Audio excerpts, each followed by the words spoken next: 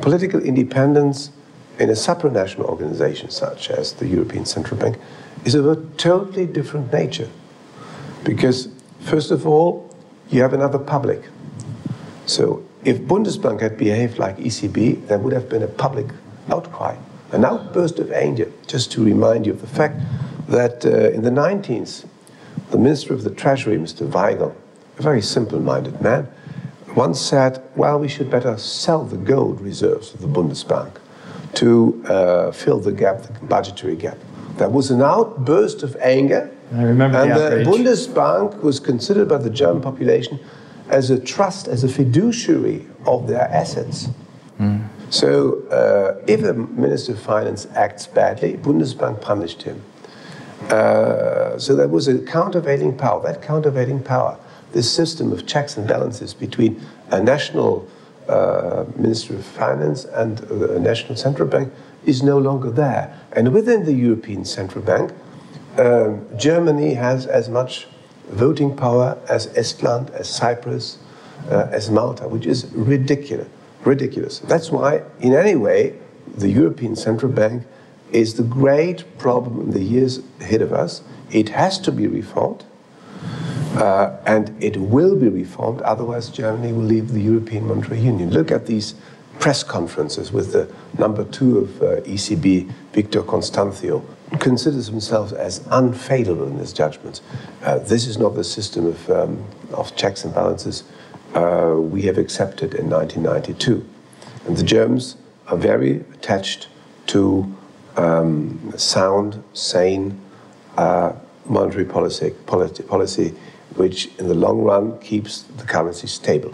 Yeah, I mean, that's quite clear from the record of the Deutschmark, you know, from 1950 to 2000. If you compare the record of the Deutschmark to any other European currency, you know, the Deutschmark stood head and shoulders above all of the others in terms of preserving purchasing power. So the promise that had been made to the German people that the euro would be managed like the Deutschmark and that the ECB would be run like the Bundesbank, that was clearly broken. That is clearly broken, and it becomes now extremely obvious after the resignation of my friend Dr. Stark, who resigned a little late, but not too late to give a wake-up call to the Germans, letting them know that what happens in ECB is exactly the contrary of what he has fought for. Stark was the man in charge of creating the monetary union. He sold the idea, which was an experiment, to create a monetary union of sovereign states. You've never had that before, of states who wanted to remain sovereign. And he spent a lot of work on the persuasion of those in Germany who were reluctant to do so. Ottmar Issing, the first chief economist of the European Central Bank, is, I suppose at least, appalled by what is now happening. Mm-hmm. So the new president of the Bundesbank, Mr. Weidmann, a young and promising man, is now trying to find allies within European Central Bank, within the board, in order to get more support for the German stability culture of a monetary policy which has a main object, price stability, full stop, and not the saving or redemption of this or that country. Mm-hmm. I guess similar to Mr. Stark's resignation was also Mr. Weber's resignation. That was a wake-up call too, wasn't it? Yes, it was a wake-up call as well, but Weber has never really tried. He was a man apparently not willing to fight and to combat. Well, and he did this in order to show that he's no longer supported by the German government, that he's not willing to take over ECB, a claim which a German claim nobody could contest. So he did a lot of harm to the Germans, as a matter of fact.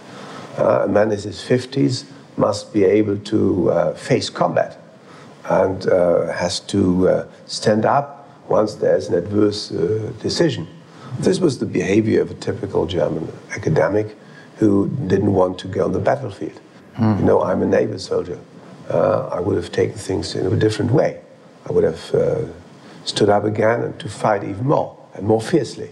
That is a challenge. But Stark is a fighter.